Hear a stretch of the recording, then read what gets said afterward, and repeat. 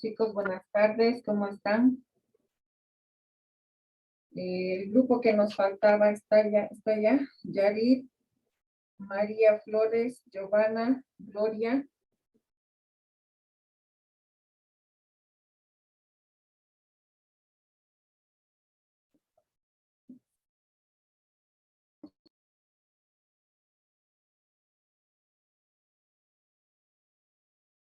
Ya.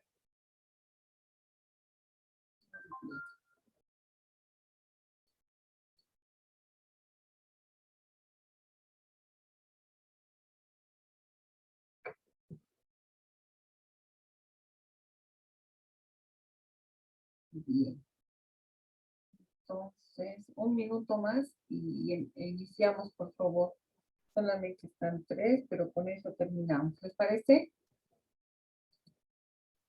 Está bien, Doc.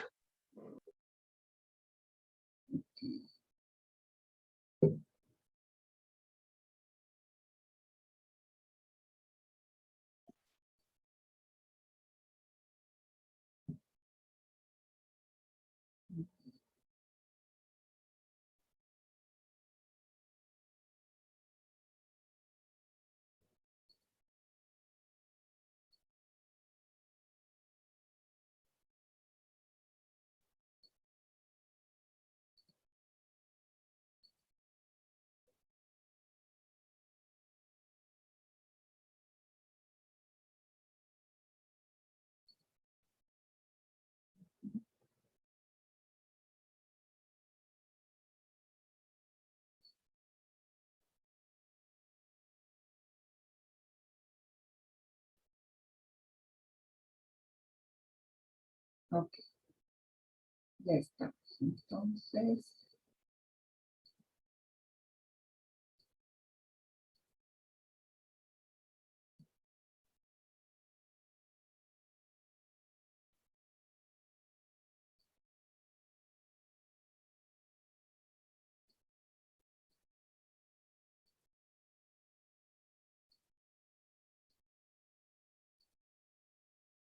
ya. Les comparto la pantalla y inician, por favor. No se olviden que tienen que encender sus cámaras. Ya. ¿Se me ve, Doc? Listo, sí, Glorita, se te ve. Ya. Buenas tardes, doctora. Buenas tardes, compañeros. Nosotros vamos a hablar sobre la prosopagnosia. Siguiente diapositiva, Doc, por favor. Bueno, para empezar, ¿qué es? Este es un tipo de trastorno que afecta al sistema nervioso y este se refleja en la vista. ¿En qué consiste esto? Que la persona que presente este trastorno no va a poder reconocer segmentos, o sea, no va a poder reconocer los rostros de las personas, sí va a poder, digamos, reconocer el entorno, eh, como la ropa y demás cosas, pero no en general el rostro. No va a poder entender las partes en específico que pueden hacer una cara. Eh, la persona va a poder también ver el rostro de otra persona, pero va a haber un fallo de conexión, fallo de análisis y no va a poder entender la información que vaya a recolectar del rostro de la otra persona. Esto se da por daño cerebral, puede ser también por por tumores, traumatismos, infecciones nerviosas, ya que es por fallo en el sistema nervioso. Entonces, la persona que presenta este trastorno va a ser muy difícil que pueda reconocer a otra persona. Esta se va a dar, va a tener algunos trucos para poder identificar el rostro de otros con algunos trucos, ¿no? Como el tono de la voz o la manera en la que una persona habla. Este trastorno generalmente afecta solo a un hemisferio del cerebro, al lado derecho, pero también puede aparecer en ambos. Este suele ser simétricamente, donde se entrelaza la conexión para la información visual de una persona, ¿no? ¿Qué más les puedo decir de este trastorno? Ese trastorno no tiene cura, lamentablemente, entonces por eso una persona que presenta esta lesión cerebral tiene que acostumbrarse a vivir así día a día, y por eso también es más difícil que pueda reconocer una persona en general. Su vista puede estar perfectamente bien, pero no va a poder reconocer el rostro de la persona. Le paso la palabra a mi compañera Doc. Ok.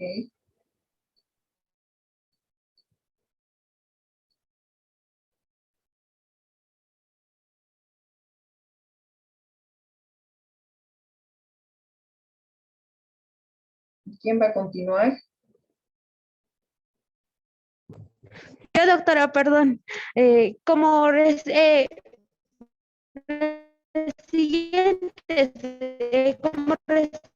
los rostros las personas con prosopagnosia, los reciben como una imagen, algo borroso. Las personas con este problema no pueden distinguir lo que son los ojos, la nariz o la boca. Y sus capaces son capaces de notar y de los órganos típicos de una cara, pero no su ubicación exacta dentro del conjunto. Es por eso que las personas con este trastorno eh, se identifican, no pueden reconocer ni amigos cercanos, ni a sus familiares, ni a ellos mismos. Entonces, lo que hacen ellos es identificarse por el tono de voz o la forma de su cabello, el color de ropa. Las personas con este trastorno distinguen a las personas por esas causas. Va a continuar mi compañera. Ok. Doctora, a mí me ha tocado poner la siguiente diapositiva, por favor. Ya está. Ahí está. Gracias, doctor. ¿Cuáles son las causas de la prosopagnosia? La causa principal de la prosopagnosia es las lesiones bilaterales provocadas por un accidente cerebrovascular, por un tumor cerebral o a medida por un traumatismo craneoencefálico o por infecciones que afectan el sistema nervioso central. Giovanna, Los tu cámara. Ah, ya, ahora sí. Estas prosopagnosis se puede hacerse en zonas específicas del cerebro, pero también puede ser por una condición con la que se nace. Se cree que la parte del encéfalo que funciona de manera anormal en las personas con este desorden es el giro fusiforme en una zona de la corteza cerebral ubicada en el lóbulo temporal cerca de las sienes. Con esto podemos decir que la prosopagnosia no se da directamente a cualquier persona, se da a las personas que tengan lesiones, tumores, o también pueden ser causas hereditarias o por nacimiento propio, desde el día que nacen desde bebés en sí, ¿no? No se da en todo el cerebro, se da partes específicas, ya que es una falla del sistema nervioso. Voy a pasar la palabra a mi siguiente compañera.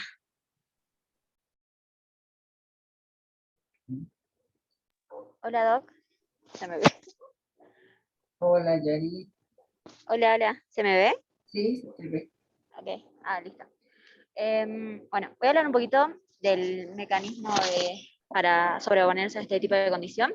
Y es que en sentido el cerebro sí le llega información visual sobre otros rostros, así que otras zonas del sistema nervioso puedan procesar esta información de manera subconsciente. Esto va a explicar que las personas con prosopagnosia muestren activación emocional al ver caras de personas cercanas, aunque conscientemente no las reconozcan. Por ejemplo, pueden reconocer a una persona de frente, pero no de perfil, por lo que va a haber una prueba para evaluar este tipo de déficit, que es la test test de reconocimiento facial de evento, que consiste básicamente en proponer al paciente que empareje diferentes caras en diferentes posiciones, ya sea como de frente o de perfil, o también de bajos condiciones de iluminación. También otras pruebas que se les hace a los pacientes con prosopagnosia es el dibujo o copias de caras, que entre discriminación va a haber que caras conocidas y no conocidas, o también el emparejamiento de caras y datos sobre esas personas.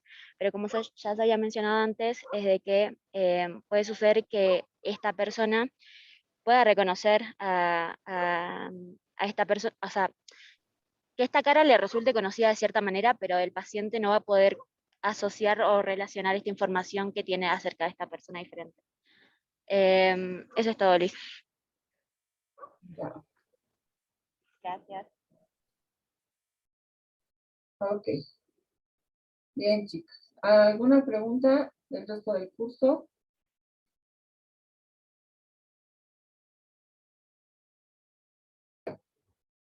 Bueno, entonces ahora vamos a continuar con el tema, bueno, ya es lo último, ya que hoy es nuestra última clase, y vamos a concluir con lo que son, aparte de las patologías que se presentan con las lesiones de la corteza cerebral. Entonces, se ve la pantalla, ¿no, chicos? Ya. Para hablar de las lesiones de la corteza cerebral, no solamente se habla de las patologías que se presentan, como las que han ido describiendo desde la clase pasada y terminando la que acaban de exponer, sino que, como habíamos mencionado, como ya he mencionado en la anterior clase, la corteza cerebral se va a dividir en varias áreas. Una de estas va a ser, espérenme un ratito, esta no es, vamos a ver cuál es la que tengo que, esta es. Les decía que la corteza cerebral, al dividirse en áreas, tanto sensitivas, sensoriales o motoras, también son las que van a hacer la referencia de la función que se va a afectar. Entonces, la función sensorial de la corteza cerebral se va a ubicar netamente en el lóbulo occipital, en el lóbulo parietal y en el lóbulo temporal. ¿Cuáles van a ser estas áreas? Va a ser el área somestésica primaria, el área visual primaria, el área auditiva primaria, la área gustativa primaria, la olfatoria primaria y la vestibular primaria. En cuanto a las áreas corticales sensoriales, todas, absolutamente todas, van a pasar por el tálamo, excepto el área de la olfacción, que pasa antes de llegar a la corteza cerebral. Si hablamos de las áreas sensoriales secundarias, tenemos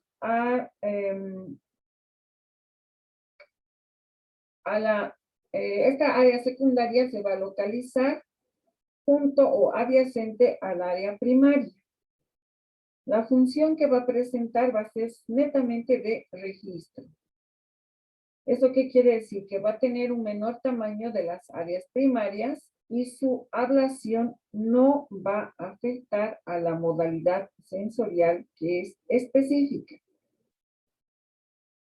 El área somestésica primaria, como vemos en la imagen, su ubicación va a ser en el giro postcentral, en el lóbulo parietal, donde está señalando las flechitas, estas flechitas.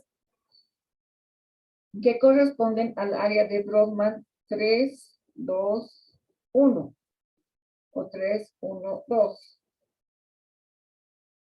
La estimulación que van a tener estas son que puede haber una reacción motora, existe el entumecimiento y el hormigueo, una sensación de electricidad, la sensación de movimiento sin que sea real.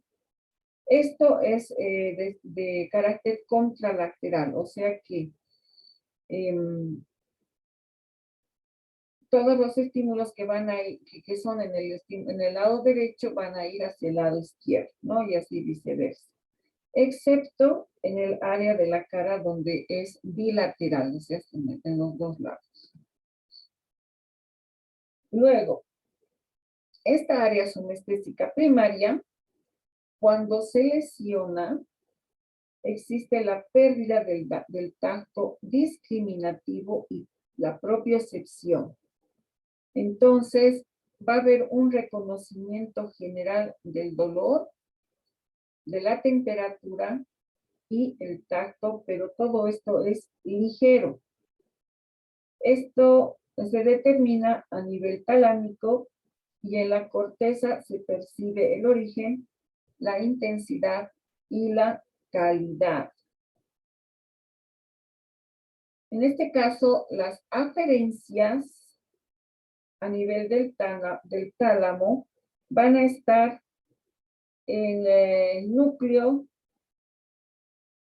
ventral póstero inferior, en el núcleo póstero-medial, también en la corteza sensitiva primaria, contralateral, a la altura del cuerpo calloso. Y las eferencias se van a ubicar en la corteza motora primaria, en la corteza sensorial primaria contralateral y en la corteza sensitiva secundaria. Ahora sí, esto está en desorden. Se menciona el homúnculo sensorial una vez más, ya que las áreas de mayor terminación sensible o de percepción van a ser el labio, la boca, las manos, como había mencionado en alguna clase, y la región genital, la región anal, el pie y la pierna también, pero con menor tamaño. Las que son de menor o van de forma progresiva, aumentando su tamaño, va a ser el muslo, como vemos aquí, el tronco, el brazo, la mano, que es la más grande, junto con la cara, la mandíbula, la lengua y va disminuyendo el tamaño junto con la faringe. Esto va a ir desde la región medial hacia la región lateral. Todo esto se refleja, hemos dicho, en la corteza cerebral. El área somestésica secundaria, creo que ya se he desordenado mis diapositivas, pero bueno. No está aquí, está el área somestésica secundaria, su localización es en la superficie, es, la flecha viene a este lado, es más inferior del giro postcentral y el opérculo parietal. Su representación es bilateral, va en los dos lados, y predomina de forma contralateral y es inversa a la del área S1. La lesión o en esta área somestésica, sus lesiones van a ser al igual que el de la ínsula, va a haber una asimbolia para el dolor. Esto que quiere decir que la percepción consciente de los estímulos se ve alterada. Va a haber una alteración o un daño en la agnosia táctil. Y esto se va a presentar entre el área S2 la corteza parietal posterior y los núcleos talámicos. Lo que se presenta con mayor frecuencia es el síndrome doloroso pseudotalámico. ¿Esto qué quiere decir? Que es un dolor espontáneo con la sensación de ardor y la sensación parecida a cuando nos pasamos el hielo en la piel. Existe un deterioro de la apreciación al dolor y la temperatura, por lo tanto.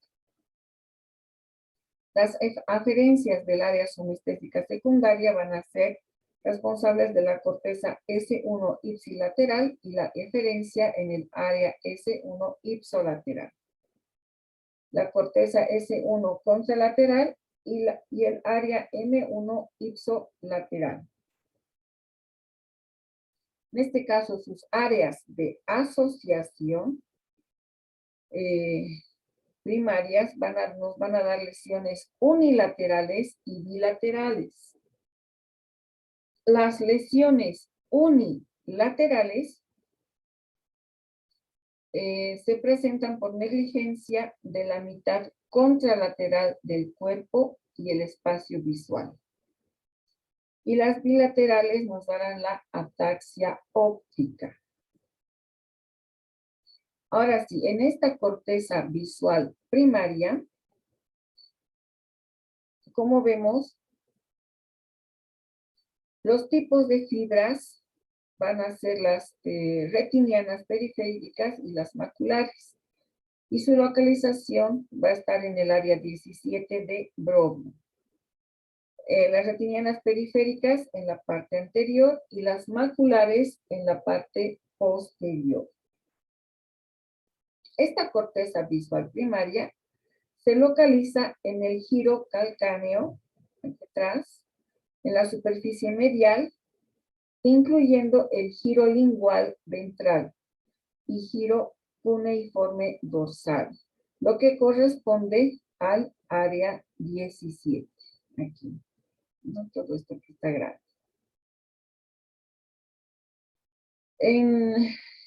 Cuando se hace el preparado en histología de un corte de esta región, se observa la banda de Gennari, que es una corteza estriada. Las aferencias que nos van a dar va a ser en la retina. Vamos a tener una aferencia geniculada lateral con una radiación óptica. Esto es lo que afecta a la corteza visual primaria. Las fibras que reciben esta corteza visual primaria es de la mitad ipsilateral de cada retina. Como ven, existe un cruce, por lo tanto se dice ipsilateral, así como la del mismo lado. Se propaga la información de la mitad contralateral del campo visual. La estimulación en esta corteza visual nos va a dar una sensación de destellos de luz brillantes, como decíamos vulgarmente cuando vemos estrellitas. La lesión de esta corteza visual también, sabemos que las fibras que se originan en la mitad superior de la retina van a terminar en la parte superior de la corteza visual, pero ipsolateral. Las fibras que se originan en la mitad inferior de la retina van a terminar en la parte inferior de la corteza visual ipsolateral. Bien, ¿hasta aquí tienen alguna pregunta, chicos? Ninguna, Doc. Ya. Ya tengo un poco de tiempo más antes de que se nos acabe esta reunión. Otra característica de estas lesiones en la corteza visual primaria es la hemianopsia homónima.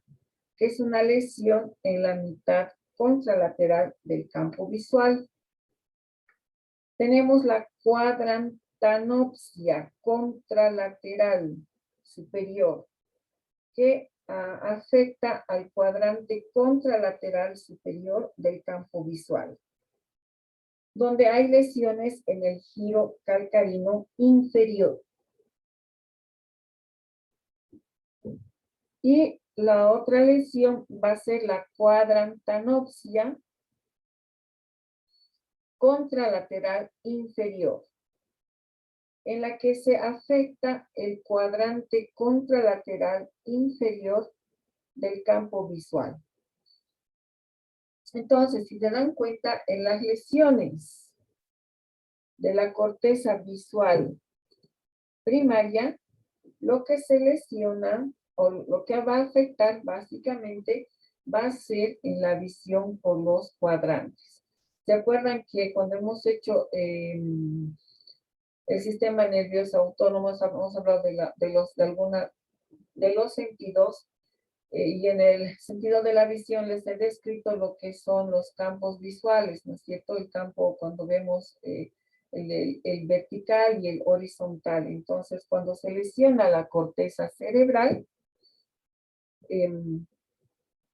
existen estas lesiones que les acabo de describir.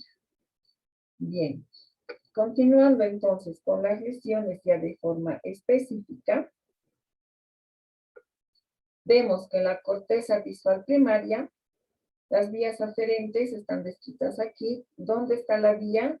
Está en la parte dorsal respecto a la corteza occipitoparietal, y la lesión es de forma bilateral y nos va a producir el síndrome de Baring-Holmes.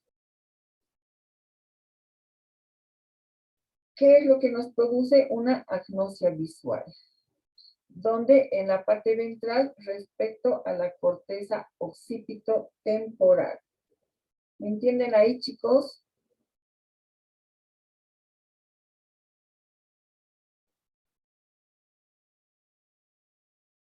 Sí, Bien. Las áreas de asociación visual primaria, como les he descrito anteriormente, básicamente el área 17 de Brodmann. Sus aferencias van a ser el núcleo geniculado lateral y las aferencias a nivel del área 7 de Brodmann. El núcleo pulvinar y su eferencia será en el área 20 y 21 y en el área 8 de Brodmann. En esta última es importante ya que actúa en el seguimiento visual, o sea, con los movimientos conjugados del ojo, que es inducido por estímulos visuales. Ahora, el área de asociación visual primaria es el área 7 de Brodmann, como está marcado aquí. Y se localiza en la corteza parietal posterior. Se relaciona con las estereopsias y movimiento. Estereopsias y el movimiento. Tenemos en la corteza inferoterminal las áreas de Brodmann 20 y 21. Estas áreas nos dan la función de análisis de la forma y color. ¿Esto qué quiere decir? Es una función visual la más alta que tenemos, porque a través de esto podemos nosotros distinguir la forma de los objetos y el color, ya sea estén a distancia o con mayor razón de forma cercana.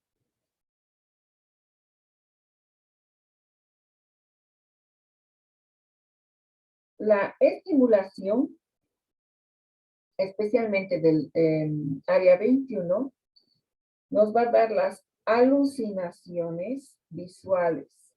Estas alucinaciones visuales parecería que estuvieran vivas.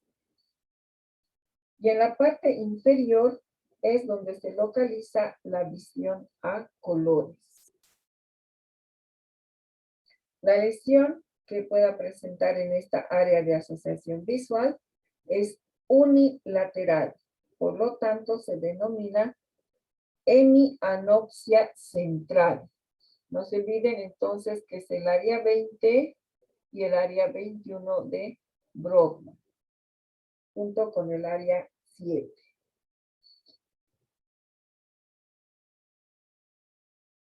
Ya. Vamos a dejar aquí para que concluyamos en la siguiente reunión. Por favor, me dan 2 minutos, por favor.